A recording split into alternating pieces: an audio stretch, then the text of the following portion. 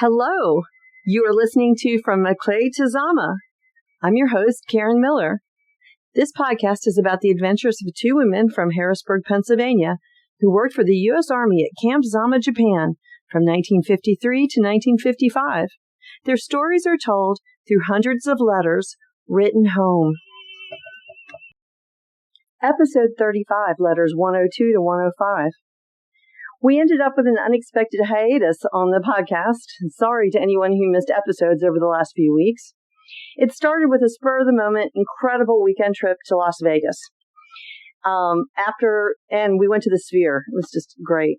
After the wonderful but speedy vacation, my husband had a knee replacement. I remember thinking when I had babies that I would get so much done while they napped. And then I hadn't factored in the extra laundry and the exhaustion I was operating on. And that's what happened this time, too. I figured he would be sleeping most of the time, and I would have so much extra time to work on the podcast. But that didn't happen. Surgery went well. So well, in fact, that he barely rested at all. He was up walking around, and I was worried about him falling. So no podcasting during the downtime, because there wasn't any downtime. This episode includes letters 102 to 105. For those of you who don't know, let me remind you, I have not read all the letters. I read them as I write episodes. And I like being surprised along with the listeners, and I feel like it's a journey. I was surprised when I did research in the past and found out that Red Dog was married while he was dating Peg. And now that they've broken up, she's still mentioning him, again in letter 105. And the way that she spoke, it supports my belief that she continues at this point to be unaware of his marital status and children. So let's get started with letter 102 from Peg, written April 22nd, 1954. Dear Mother, I wrote Daddy a letter all his own, so here's one for you. Although he can read it, as I am sure he allowed you to read his. First of all, I got the face powder and skin freshener. Mother, we just about collapsed laughing when the gal saw the massive bottle of skin freshener. I got the box at work, of course, and I thought when I saw the size of it that you tucked in some goodies. But when I unpacked it, I was just so amazed. I never knew they made such big bottles of that stuff. That evening, I showed it to all the gals, and they just hollered and laughed. But all of them are getting low on their own supply, and they said they will buy some from me, so never fear, it will be wasted. On my dresser, I have a small Scotia bottle about half full of it, so I put that on my desk and put the big one beside it, and I told everyone to come in and see what I got. Oh, my golly, Mother, I'm not exaggerating when I said we just about had hysterics. Nevertheless, don't feel that I don't appreciate it because it's wonderful, and I certainly will use it, especially this summer when I get so perspiry. Thanks again. I know that I must put you to a lot of trouble when I ask you to send me things, and I really appreciate it. Speaking of sending me things, I wrote you for 2 pairs of shoes. I had a very lucky day yesterday. I went to the PX, being payday, and I found a pair of black patent leather sandals in my size. It's only the second pair of shoes I've been able to find here in 5.5B. Since I've been here, I'm so proud of them. I put them on after work and paraded up and down the hall in the billet, showing them to everyone. I hated to take them off. However, if you already have the ones I asked you to send, by all means send them, because I can use them without question. In fact, I guess you should just go ahead and get them regardless of the fact that I found a pair. Over here, they don't last very long. I paid $7.75 for the ones yesterday, and I don't care how much you spend up to $10. They carry shoes in the PX that sell for $15 sometimes, and I think that's too much. I'll never pay it. But then they have sales when the stock gets low. Vern got a pair of black patent leather ones too yesterday, so now she has 2 new pairs. Lucky gal. So you just go ahead and buy as I asked you previously. None of the honchos are in today, and I'm going to try to catch up on letters to Aletha, May, and a few other people that I owe them to. Oh, I must write to Pete, too, and tell her that I'm going to try to get her material and pictures this weekend. However, this is the weekend of the wedding, and I don't know whether we'll be doing any shopping. Taffy, the girl who lives where Teen used to, is going to Okinawa the 1st of June. She's getting a higher grade, and she got a letter from one of the DACs there, and it sounds like a pretty good deal. I asked her to look up the Simons. Speaking of Dr. Simon, I'll drop him a note and ask him where to buy Alka-Mints. Tell Daddy. And also tell Daddy that Sumikabashi, a Nisai who lives in our billet, is going to translate the words to China Nights for me. I don't know whether Taffy will be able to go to Kyoto with us, and Gladys rather thinks that she won't be able to go that week, but we should definitely know this week who's going and when. Gladys wants to go with Bern and I to Hong Kong over Christmas. Did we tell you about that? I hope you weren't too disappointed when you got our letters saying that we were tentatively planning to fulfill our contracts. But I think you'll understand. Now I started talking about Hong Kong and got off the track. Everyone says that you make a big mistake by not going as long as you're this close to it. If we go, I plan to have a cashmere coat and 1 or 2 suits made while I'm there because they're dirt cheap. Besides, I hope I can afford to pick up some of the regular junk that people pick up when they go there, but some of the stuff is real cute. Around the holidays, the various airlines over here have package tours at cut rate prices, so I think we'll be able to do it with no sweat. Sounds exciting, doesn't it? So, to get back to not coming home, I got a letter from Bert the other day. I had written him that I was planning on staying until July 55, and he said he was glad to hear it because he had never yet seen a redhead who hollered quit. He's most disgusted with his job, but as I told Daddy in his letter, almost everyone is, so that's nothing new. He's coming over on R&R in June. Mother, I can hardly wait to talk to you about some of my friends over here. Last night I stopped in Katie's room, and she was in a foul mood for a number of reasons. She really snapped at us, and I told her I wasn't responsible for anything that was making her in a bad mood, and she shouldn't take it out on me. Taffy and Fran were there too, and they agreed with me. So, more squishy, I started carrying on, and she was laughing. Then we went up to the club to eat, and Katie was telling 2 other girls who joined us what a horrible mood she was in, but that it was just impossible to stay that way very long when I was around. You know, Mother, about all I'm good for is to make people laugh. I really don't do much good, certainly not in my job, because our little Nancy could do a better job than I do. And besides, great ladies, I just don't accomplish much over here. But maybe people depend on me for a laugh, so I guess I should be satisfied with that. I certainly don't mean to sound boastful when I write this, and please don't show anyone else but Daddy this letter. But I often think that what I'm doing for anyone else, and I guess it's making them laugh, period. That's not saying so much, though, because anyone can be a clown, but really there are so many funny things that happen that I just have to tell other people. Our Papa-Son janitor is bringing us flowers these days for our desks. The other day he brought some branches of azaleas, and Mother, you'd never believe it. They are about 4 inches in diameter, each blossom. Some are light pink and others are a pinkish purple. They're just lovely. I'm so anxious to hear about the gingers and how long they stay pretty. Colonel Wilson and Colonel Van Tool went to Korea today. It's Colonel Wilson's first trip. Oh, I forgot to tell you. I told Daddy that I was going to ask for a GS5. I spoke to Captain Schaefer about it, and he agreed with me 100%. However, the money still isn't in my pocket, so I'm not counting my chickens. Boy, that's a good one, isn't it?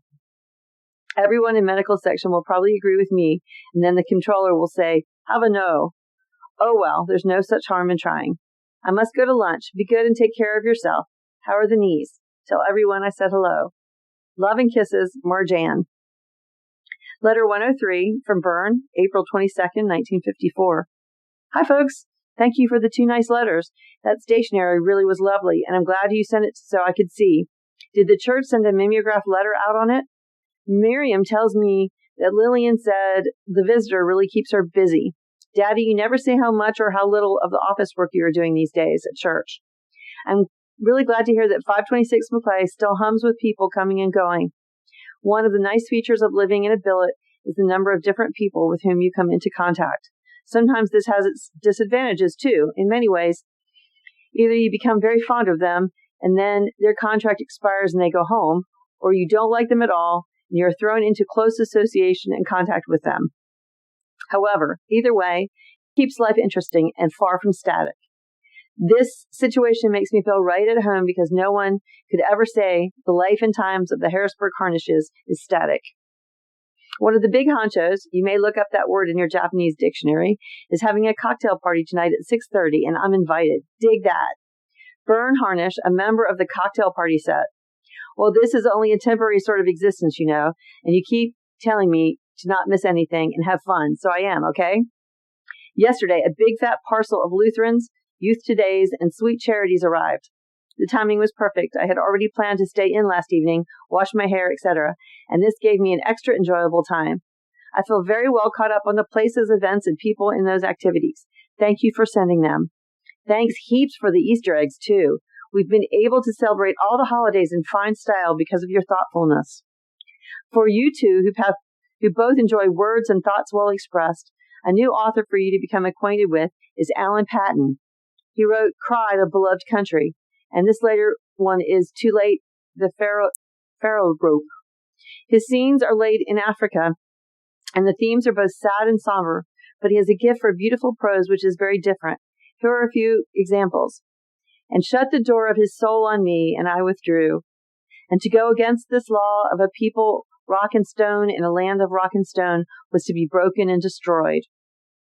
What foolish things we do to cover ourselves, and by doing them are uncovered. Last night on the Army Ground Forces radio program, I heard the origin of the expression passing the buck. Being an old Army custom, I pricked up my ears to hear the explanation. It seems that in frontier days, a card game, the dealer was chosen by laying a knife on the table and choosing by that. The handles were all made of the antlers of animals and were called buck handles.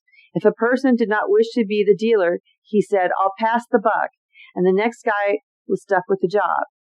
Catch on? Interesting, nay? Oh well, I could probably rattle on for a paragraph or two more, but it would simply be much ado about nothing, so I'll quit while I'm ahead. Anyway, it's almost time for me to walk over to the dispensary for my periodic typhoid shots. Ugh. Lots of love, Burnson. Letter 104 from Peg, written the 27th of April, 1954. Dear Mother and Daddy, the weather is damp, cold, and raining. It's a very dreary day. I felt like I was staying in bed this morning. I was so comfortable and sleepy.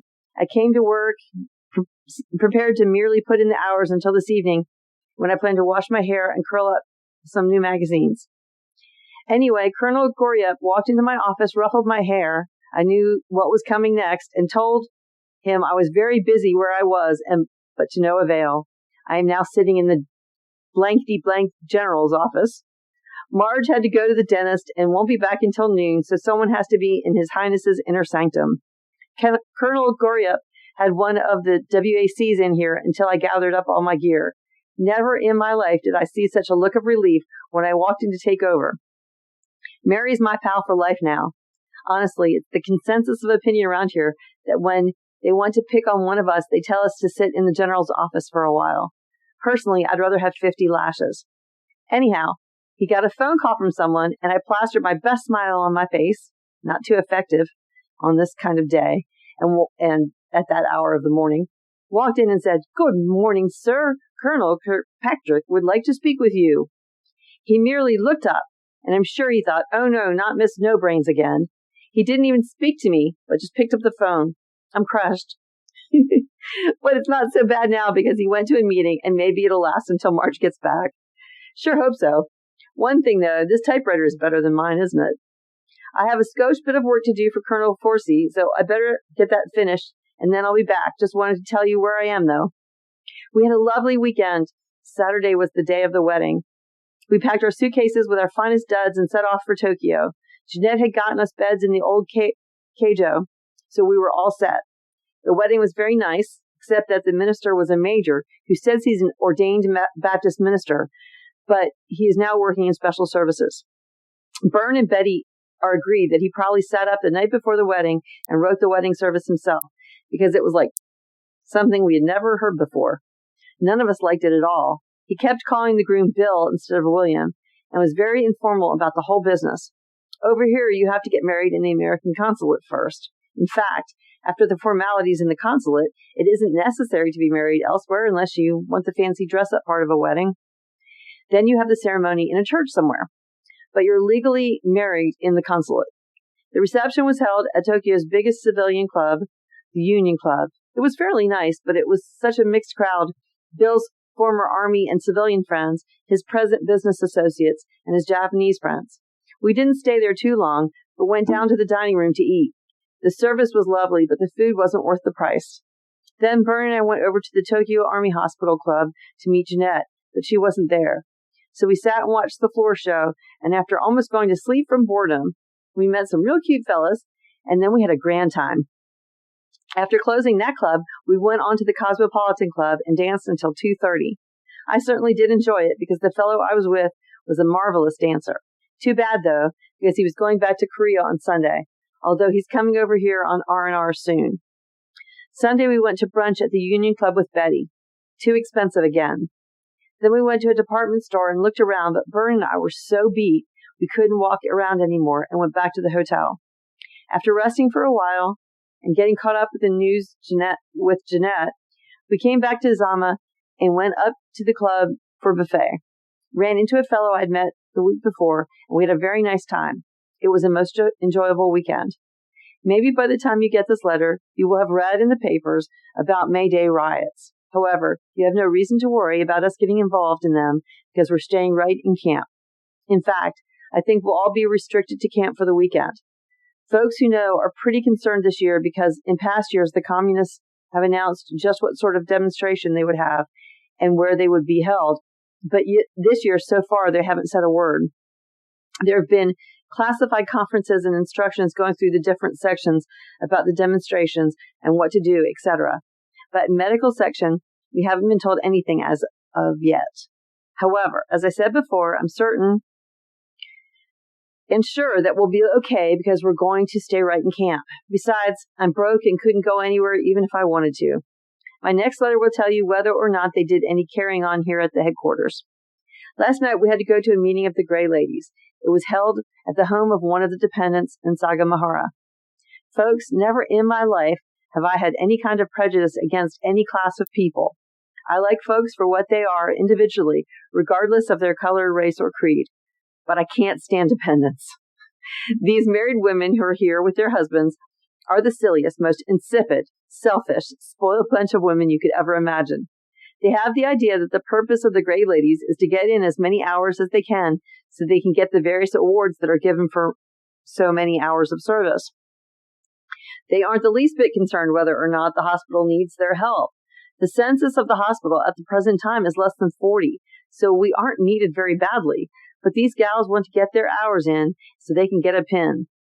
The lady who volunteered to have the next meeting was asked how to get to her quarters, and she said, "Oh, it's right in back of General Hammond's quarters."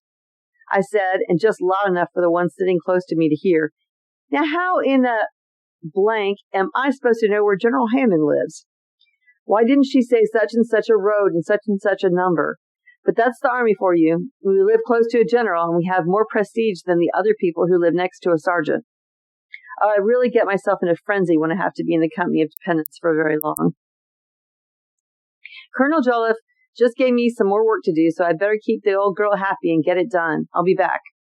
Ho-hum, it's only 10:30. Mail call at 1100. Wish I'd get a letter. I got your last letter last Friday. I usually get it on Monday. I wrote 5 letters at work one day last week, so now I can look forward to getting a few. I guess I just don't have any more news for now. I wrote each of you a letter last week and caught you up to date on the news. I always like to hear about Marky and Marlene. Is Sis going to send us some more pictures of them soon? Vern and I would love to be able to bring Nancy and Marky over here this summer. Wouldn't that be fun? And that Betts, just tell her to get away from her blasted television set and write us a letter. We didn't even know she had a set until you mentioned it. Bye for now. Take care of yourselves. Tell everyone I said hello. How's Grandpa these days? Love, me. Letter 105, written from Peg on the 3rd of May, 1954. Dear Mother and Daddy, while May Day is over, we didn't have one bit of excitement in connection with it out here at Sama, and I haven't heard of anything yet that happened in Yokohama or Tokyo. Both cities were condition green, another one of those color conditions, so we stayed right here in camp. But I sure had fun, golly. Friday night, Gladys Byrne and I went over to Atsugi for dinner. I danced with quite a few of the fellows I knew, but I'm real disappointed in Red Dog.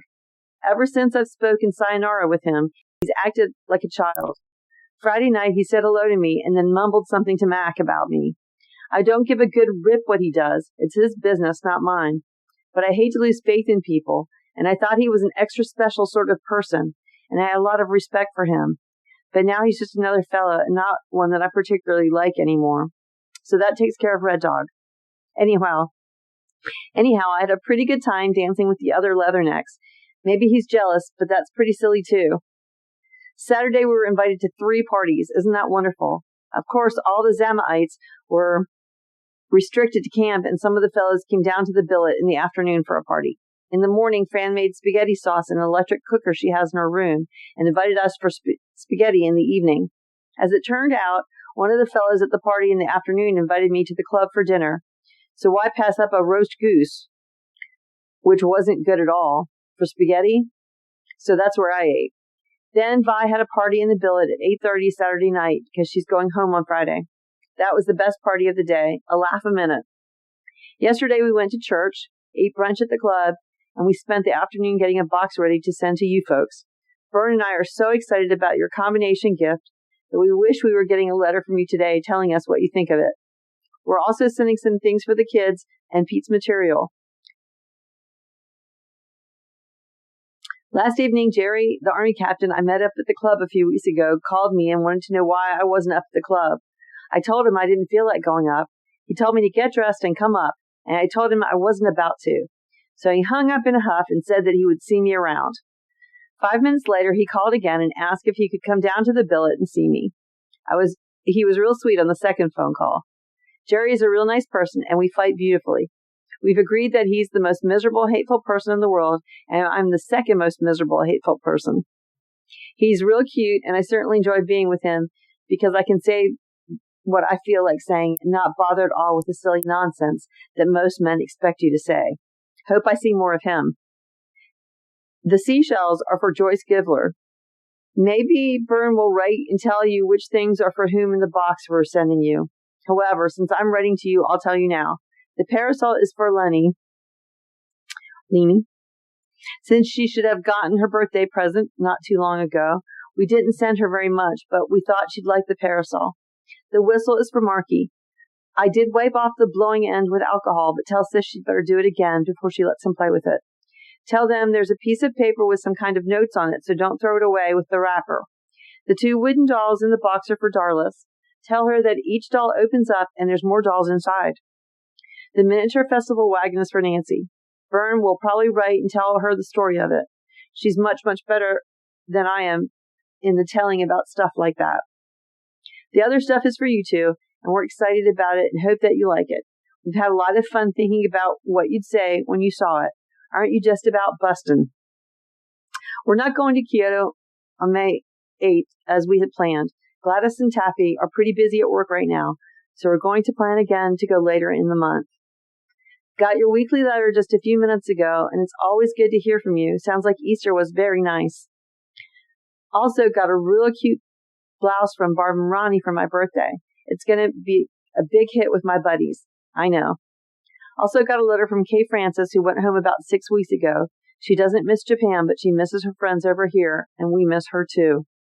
Colonel VT is very excited about going home. He and Colonel Joliffe are the only ones in the office today, so I'm enjoying it. I have a scosy bit of work to do, but it can wait until after lunch. I'll finish this tonight because I don't have anything else to say at present. This is the next day. I had a blind date last night with a Navy lieutenant who's a dentist over at Atsugi, and boy, is he ever a doll. Wow. Best blind date I've ever had. Still nothing interesting to say, so I could have finished this yesterday. My dressmaker brought me the 2 cotton dresses that she finished for me, and they look pretty good. I'm pretty sure today I'll end this pronto. Take care of yourself.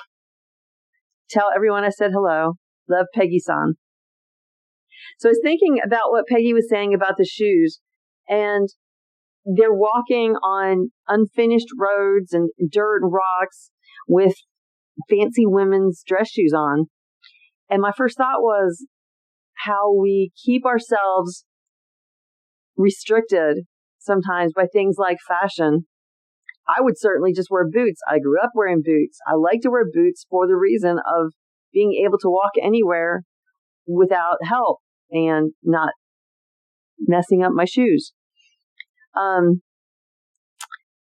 guess at this time, I'm thinking about how more and more restrictions may be placed on women. And I just need to be really careful about not putting restrictions on myself that don't need to be there. So, just thinking about that. I hope you have a great week.